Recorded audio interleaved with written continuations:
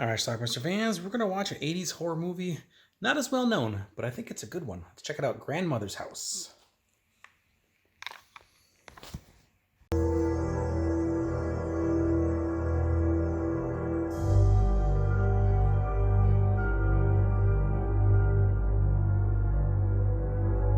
Honorable citizen, This is Lynn and David. They're at their father's funeral. what can they say about David and Lynn? Mother's been dead since they were both very little. So they're orphans now. They're on a bus on their way to live with their grandparents, and there's a lady in the middle of the road.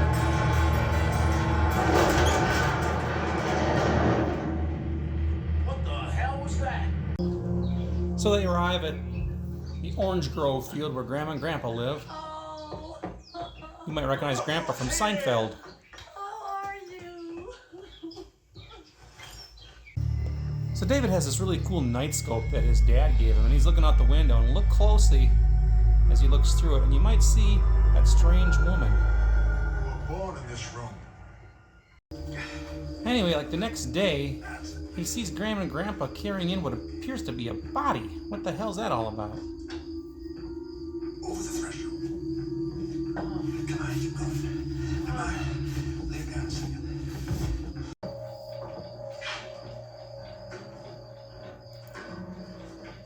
The children are gonna like this.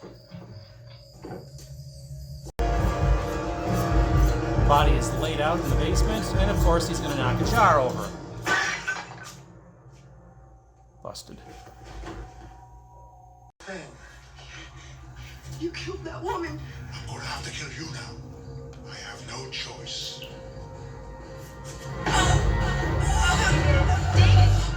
Just a dream. Somehow David has already entered into a swim meet with his grandparents, while his sister looks lovely, and that strange woman, by the way, that's Brink Stevens, is lurking around. And David catches sight of her.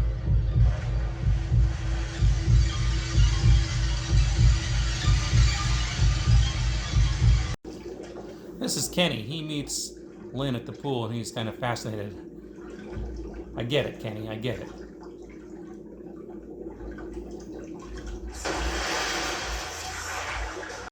So earlier, Brink Stevens got into a van with somebody, and now that somebody is being fished out of the lake.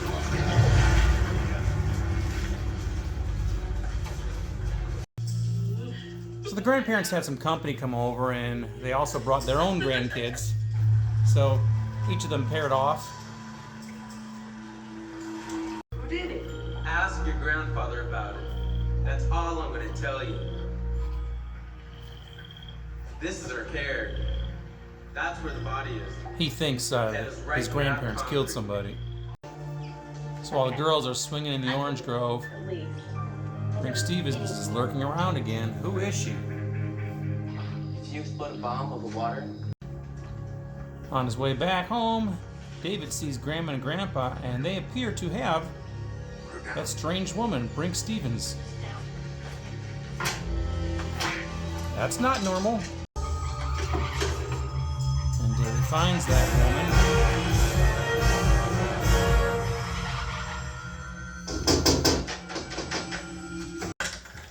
He takes off.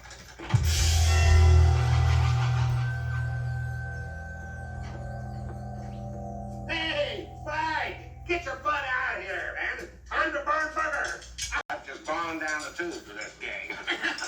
What gets me is when they go snooping and poking around a house, getting their noses into things that are none of their business. Why are you looking at me like that? I was just thinking. I was thinking maybe he didn't see it.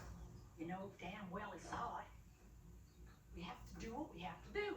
What do you mean? I couldn't find him. God, the Sackets are just about to leave. You get out there while I call the hospital. Then we'll take care of David.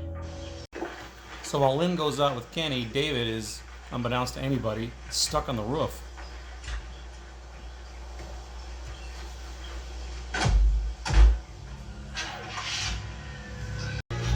But he's eventually able to find an open window. His car is stuck. And When Lynn comes back, look. Christ. Who is she? I don't know. Who are you? She's not dead. Did you say something? Please help me. I'm being kept a prisoner here. I came here last night to warn you that you're in great danger while you're living in this house. Anyway, they're gonna let her loose. And then she gets a little crazy on them.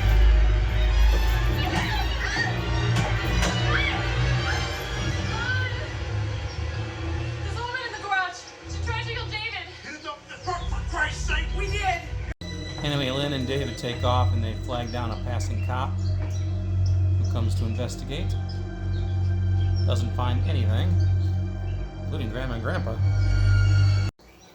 The cop knows the story. I'm sorry to be the one to have to tell you this. She's your mother. Our mother's dead. No, she's been in the custody of the state for 12 years. She escaped from the hospital in Jamestown yesterday. The cop went in the house and came out injured.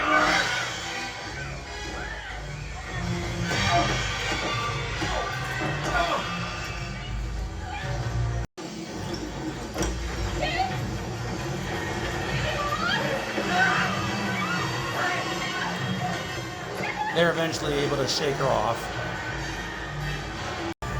Eventually the chase continues on foot through the orange groves. Watch out, David.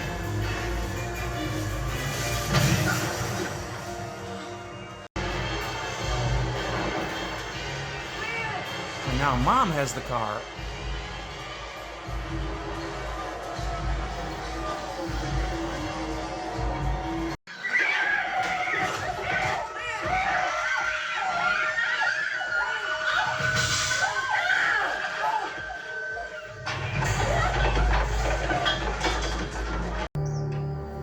David runs back in the house to grab a gun and he finds Grandma upstairs.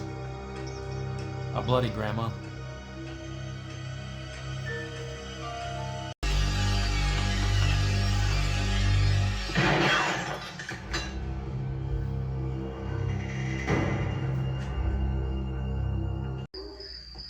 But oh my God, it wasn't their mom.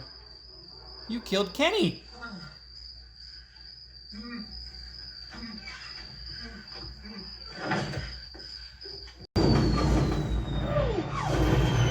They found some explosives, or basically fireworks, and they blew them all off in the basement. In their words, they were going to smoke her out.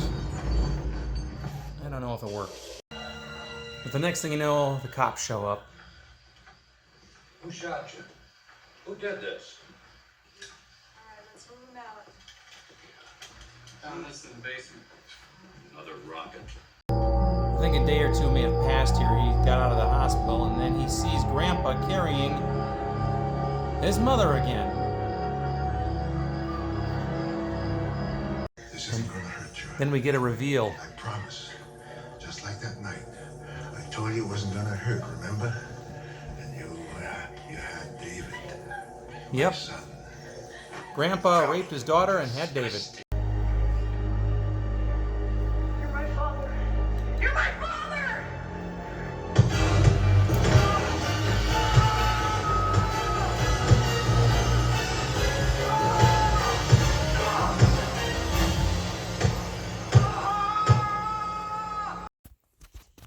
Okay, let's talk about this movie, Grandmother's House. I actually had this movie, I think I taped it off of cable, actually, maybe around 1989 on a VHS tape. Had it with 3 other movies. I remember watching this. There was a lot of movies I was taping at that time that I just never watched. I would throw them on a tape with the intent of watching them later, and then I just never did. And I had it under the title Grandma's House. Not Grandmother's House, but Grandma's House. That's how I had it. But I watched this one, actually, and I enjoyed it. I taped it again a few years later when I was putting movies on SP Speed, and I liked it then, too. It's a really cool movie. I don't think I've seen it since maybe the early 90s, but it's cool. It's kind of like a, I don't want to say an unknown 80s film, but it doesn't get a lot of recognition, and I think it really should, because it's pretty damn good. What we have here is a 2 kids. What the hell are their names now? I forget. I just watched the damn movie. Lila, or is it Leah? I don't know. But anyway, the 2 kids played by Kim Valentine and Eric Foster. I know their actor names, but not their real names in the movie. I think it was Lila. There it is, David and Lynn. Lynn, there we go. Anyway, Lynn's the older sister, played by Kim Valentine, and Eric Foster plays David. Anyway, their father dies, and their mother's been dead for like 15 years, 12 years or something. So they have to go live with their grandparents. And strange things start happening when they reach their grandparents' house. At one point, David, the boy, sees Grandpa and Grandma with this weird woman who's played by Brink Stevens, who they've seen a couple times, like driving down the road and stuff. Everywhere Brink Stevens goes, like a body ends up being found. But anyway, he spies and he sees this woman at Grandma and Grandpa's house, and they like knock her out with a shovel or something and then drag her body into the basement. He's like, what the hell is going on here? And he immediately thinks that his grandparents are killers. They've got these friends who come by, and they also have some grandkids their age. And the boy who's hanging around with David tells him the same thing. Something's weird with your grandparents. This is where they killed a woman, blah, blah, blah. Ultimately, what's happening here, though, is that woman, Brink Stevens, is actually Grandpa's daughter and the mother of Lynn and David. But they told the kids that she had died because she's got some real mental problems, has been locked up for years and years and years, but she's escaped. So what happened is Grandma and Grandpa caught her and basically tied her up. They were going to try to take care of her on their own without contacting the police and everything. But that's what happened here. She eventually escapes, and then she starts chasing the kids like she's going to try to kill them. Big chases ensues, blah, blah, blah. Then it gets even creepier. Near the end of this movie, they go back to their grandparents. They figure out their grandparents are not the killers. So, they manage to capture Brink Stevens again and drag her in the basement. And then David overhears Grandpa talking to the mother, saying, this isn't going to hurt, blah, blah, blah. Basically, he admits that he raped his daughter years earlier, and that's where David came from. So his grandpa is really his father. David freaks out, grabs an axe, and kills his grandfather, and that's how our movie ends. Kind of a really shock ending. There's a twist in there, and then a shock ending on top of it. But anyway, that's our movie, and it's good. I really dig this movie. It had a good pacing. It was just fun to watch. I remember watching this movie years ago and thinking, wow, Kim Valentine is so cute in this movie. And you know what? 30 years later, she still is. Wow, she's a looker, and she looks great in this movie. Wish we could have seen more of her, if you know what I mean. But we don't. There's actually no nudity in this movie whatsoever. In fact, that's kind of weird for a Brink Stevens movie. This might be the only movie in the 80s where Brink Stevens didn't take off her clothes, but she didn't. But yeah, anyway, that's Grandmother's House. There's a little bit of gore, not a whole lot, but it's got some nice tension in this movie. There's also some extended scenes where David is like on the roof and he's almost falling off. That kind of builds some tension too. It was kind of cool. But anyway, the good folks at Vinegar Syndrome have been kind enough to put this out on a Blu-ray. I think this was available on a kind of a cheap DVD, which I think I have actually. But this Blu-ray looks utterly fantastic. The picture is so sharp and clear. It's great. Got loads of extras on there, a bunch of interviews, including one with Brink Stevens. They weren't able to track down Kim Valentine, though. I don't think she acts anymore, actually. But man, was she cute in this movie. I can't get over that. But anyway, that's it. Grandmother's House. Check it out from Vinegar Syndrome. I'll leave a link down below to buy it. And you should definitely buy this one because it's a good movie. In fact, this is a Blu-ray DVD combo, if I'm not mistaken. I'm not mistaken. So check it out. Let me know what you think about it. Leave some comments. It's Grandmother's House. Watch it. Bye.